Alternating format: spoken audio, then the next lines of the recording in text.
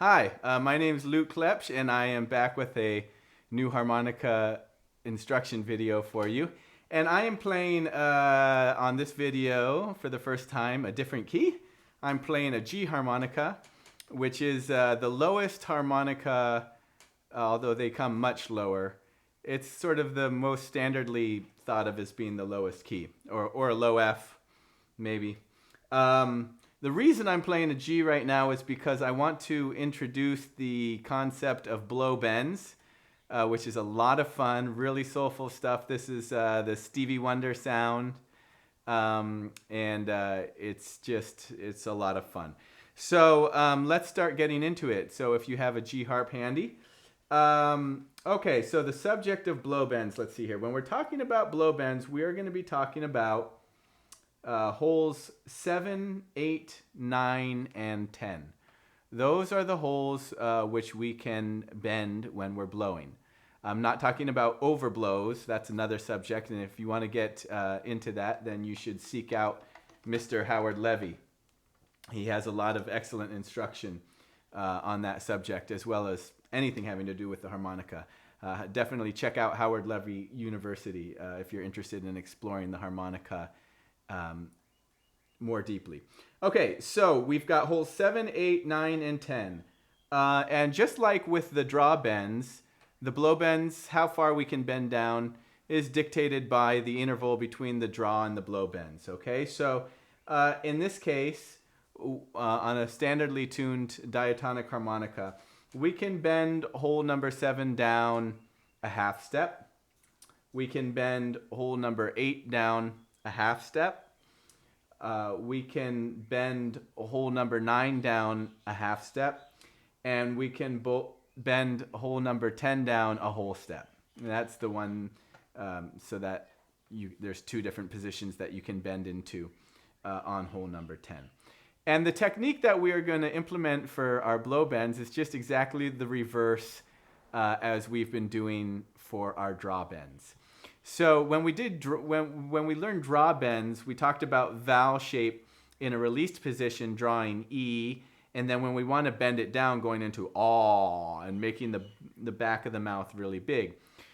In this case, it's just the opposite. It would be more in an aw kind of vowel shape when we're released on an upper blow note. And then we're actually going to go more into a yee kind of a sound. So the back of the tongue is going to rise up against the roof of the mouth, which changes the direction of the airflow down, I believe. So let's see here. Let's start with hole number 7. So I'm going to slide from 10. There's 7, 10, 9, 8, 7. I'm sorry. I misspoke. 7 cannot go down a half step. 7 can only go down a quarter step, because 7 is only a half step. The 7 blow is only a half step higher than the 7 draw. So that one only has a quarter step.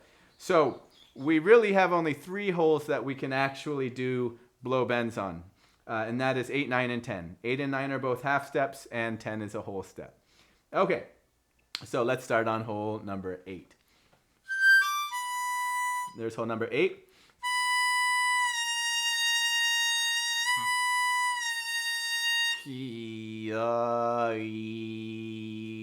The back of my tongue is going up against the roof of my mouth, and the front of my tongue is, let me see.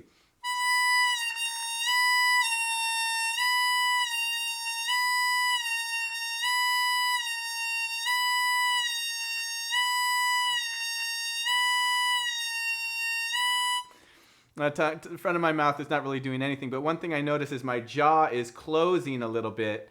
So my jaw is a little bit more open when I'm bending in the released or when I'm blowing in the released position, and then when I want to bend down, my jaw is closing a bit, and then again the back of the tongue is coming up towards the roof of the mouth. Just as with the blow bends, this is going to require patience and practice. So don't be frustrated. I remember it took me several weeks before I was able to start getting the blow bends, but they really are a lot of fun once you begin to master them. Okay, so let's move on now to hole number 9.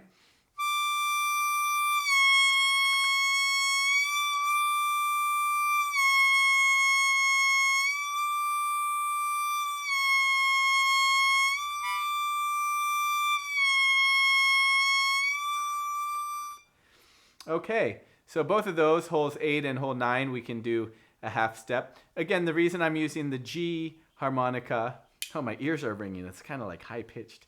The reason I'm using it is because it's the lowest. As you get to the higher harmonicas, the blow bends become a little bit more difficult to execute because they require a more subtle motion.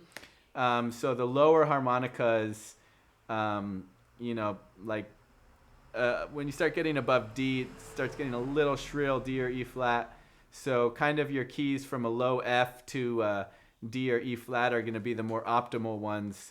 The high F, for example, boy, it really gets shrill up there and it's really hard. Specifically on the 10 blow. The 10 blow is the hardest one to master in the sense that we have 2 positions that we can bend on the 10 blow. And the half step, just as the same as the 3 draw perhaps, the one in the middle is harder to get than the one that's all the way bent down. So let's start by just trying to bend the 10 blow down a whole step.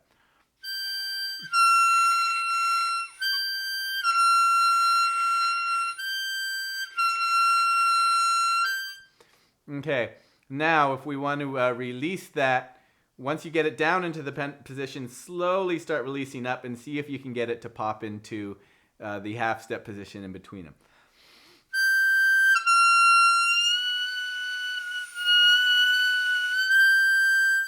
And so you heard it, na na na na. Again.